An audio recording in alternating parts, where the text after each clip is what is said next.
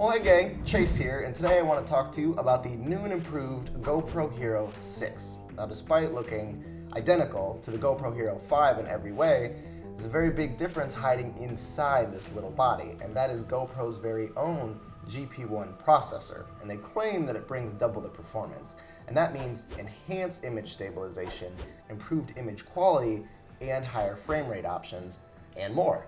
So, when I think of GoPros, I think of motorcycles.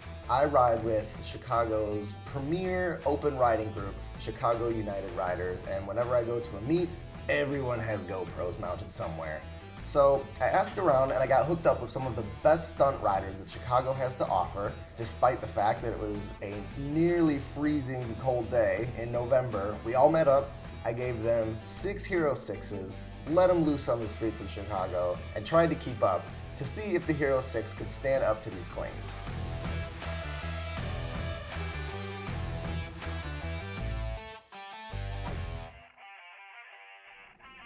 The Hero 5 was actually the first GoPro that came with electronic image stabilization. It compensated 4 axes up to 2.7K 60, and it cropped the image approximately 10% to do this. I have these cameras mounted to my wrist, and as you can see, compared to the 6, it still has some wobble here and there. The Hero 6 is more stable because its new processor compensates for 6 axes of movement. It's also available at up to 4K 24, which is nice, and it claims to only crop the image 5%. Whether I have these cameras mounted to my wrists, whether we put them on someone's helmet, or we mounted them directly to a bike itself, I was very impressed with the results. And because the Hero 5 and 6 have identical bodies, you could still use GoPro's Karma Grip or even that drone for maximum stability. And side note, I can also attest to the Hero 6's structural integrity. When one of our cameras popped off a guy's motorcycle going about 35-40 miles per hour, it's okay, it was a rental.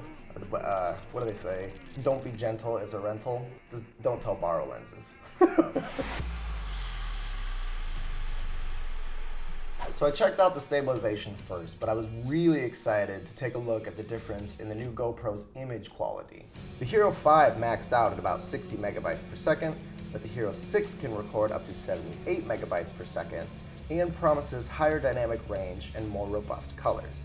I set the cameras to their flat profile and Pro Tune during the day, and the differences weren't drastic, but they were noticeable for sure. The Hero 6's dynamic range was better. The blacks had a little more detail to work with, and the highlights, especially the sky, were exposed a lot better. Now, it was a mid-November day in Chicago, so there wasn't a ton of color to be seen, but where it did show up, you could see differences there as well. Even though the Hero 6's flat profile appears more saturated than you'd normally expect from a flat profile, there's still detail within those chroma-happy areas. But what's more important is that the Hero 6's color reproduction is a lot truer. When I took them into post and tried lifting the 5 saturation to match the 6, it started to fall apart and lose its natural look. The blues were never as saturated as they should be unless you really crank things up. The reds were saturated but looked really unnatural, and anything that was yellowy or green, like the sign on the left or the building on the right, or even look at Bling's front rotor, they all got too chroma happy too easily and lost their natural look. Even Eli Jah's overalls weren't safe. Now, these cameras have never been low light beasts. You know, like when you're making a camera that's smaller than a deck of cards, you don't have the luxury of putting a nice big sensor in there to help you in those darker spots. But the Hero 6 did show improvements over the 5. Its image was sharper and less noisy. But I did have to contend with some chromatic aberrations. I'm thinking it was the really yellow streetlights we were under that just threw the color space off. I was seeing blue aberrations in the hazy Chicago sky and yellow aberrations wherever the streetlights touched. Once we got onto lower Wacker, where the lights are whiter and brighter, things looked great again. But when we got onto Lakeshore Drive, where the lights are still white, there just aren't as many, I started to see those aberrations in the sky again. Maybe that's just fall off from the yellow lights that are in the city, and those lights are just the Hero 6's kryptonite.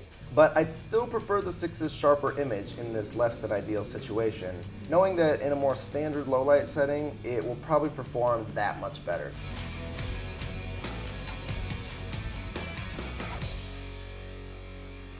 The Hero 6 has the same resolution options as the Hero 5, but it can shoot double the frame rates in each of those resolutions. So 4K, you're now up to 60 frames per second.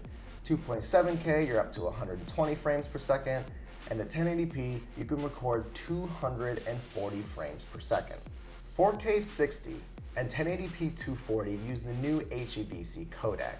HEVC gives you an image that's just as good as the AVC, but it compresses it down a lot more and you have a much smaller file to deal with. So even though one is recording images 4 times larger than standard HD at 2.5 times the standard frame rate, and the other is recording 10 times the standard amount of frames, the file sizes were only slightly larger than their standard counterparts.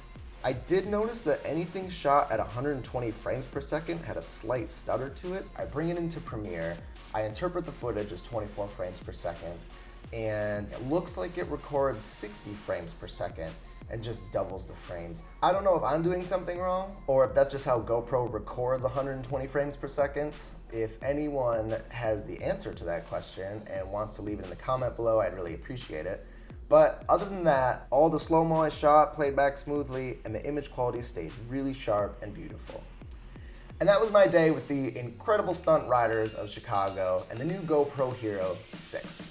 I was very impressed with the improvements that the GP1 processor brings, and I'm really excited to see what kind of features it will unlock when they refine it further in the future. If you would like any more information on the GoPro Hero 6, please check out its page on vhphotovideo.com. Thank you for watching.